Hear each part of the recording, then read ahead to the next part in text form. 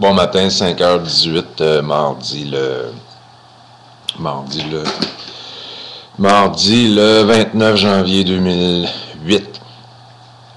Une idée, une prise. Je voudrais attirer votre attention sur un phénomène que je trouve particulièrement intéressant. Alors, je m'exprime. Une idée, une prise. Au Québec, il y a le marché québécois, il y a le marché canadien, il y a le marché américain.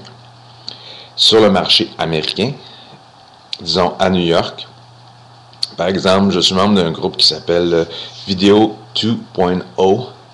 New York Video 2.0, ce sont des rencontres, je pense, mensuelles avec des fondateurs de start-up. Fait que c'est des réunions, les gens peuvent s'inscrire puis aller assister au speech, à la présentation des start-up. Et puis, ce soir, donc, mardi à 7h au Webster Hall, il y a Adital, Camlink, UV Layer and Flixwagen. C'est-à-dire tous les fondateurs de ces 4 entreprises-là, les start-up, comme on dit, ils vont aller donner une espèce de conférence. Ça m'amène au point suivant. Ces start-up-là sont financés en très grande partie, en fait, si ce n'est pas en totalité, par du capital de risque. Les résultats de ces financements-là, c'est-à-dire le produit lui-même, le service lui-même, il y a autant le marché américain, c'est-à-dire les Américains qui en profitent pour leur marché à eux, mais il y a aussi les Canadiens et il y a aussi les Québécois. Donc nous à Montréal, et nous à Paris, et nous à London, et nous à Tokyo, et nous à Belfast, et nous à name it, Bruxelles, profitent de cette technologie-là. Alors, ce que je veux dire, c'est que l'influence du capital de risque fait avancer la technologie super rapidement pour un marché donné, c'est-à-dire le marché américain, tandis que c'est-à-dire que nous autres, ici au Québec, moi, je peux utiliser cette technologie-là qui a été financée sur le marché américain. Par contre, ici au Québec, le marché qui fait vivre, si on veut pour l'instant, avec un certain modèle publicitaire, là, ce qui fait vivre l'industrie,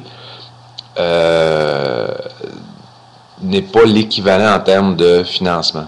Ça veut dire que moi, j'utilise, par exemple, YouTube, c'est un bon exemple, j'utilise le financement en capital de risque par des compagnies américaines. J'utilise la technologie pour un marché local, c'est-à-dire québécois et ou canadien, marché qui n'est pas aussi fort financièrement, qui n'est pas supporté par autant de capital de risque. Ça crée un déséquilibre. Je ne sais pas si vous me suivez encore. Le déséquilibre est dû au fait qu'il y a une technologie qui est efficace, financée, développée à coût de millions, et il y a un marché qui, lui, a de la difficulté à suivre. C'est-à-dire que la technologie avance super vite, super efficace. Puis nous, on l'utilise. Puis, au niveau local, il n'y a pas d'équivalence. Donc, je ne sais pas si vous me suivez, qu'est-ce que ça veut dire, puis les conséquences de tout ça. On utilise, dans le fond, le capital de risque américain pour faire avancer la technologie, donc les outils, mais localement, à part Canoë, qui a du gros cash de Québécois, peut se permettre de, si on veut faire compétition à ça, mais ça crée une espèce de paradigme, une espèce de déséquilibre, une espèce de distorsion qui a des conséquences assez importantes. Pourquoi? Ben, c'est assez simple. Je vous l'explique lors de mon prochain clip, tiens.